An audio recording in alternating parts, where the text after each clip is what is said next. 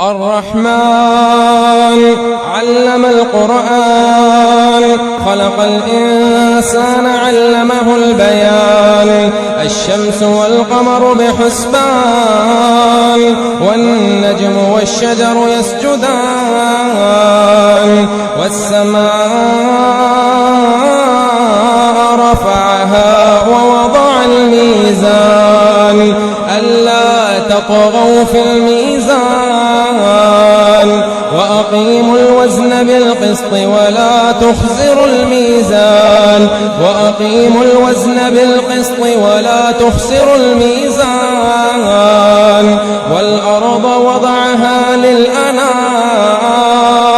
فيها فاكهة والنخل ذات الأكمام والحب ذو العصف والريحان فبأي آلاء ربكما تكذبان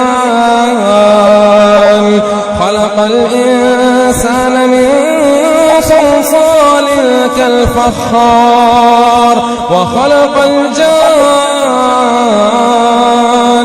من مارج من نار فبأي آلاء ربكما تكذبان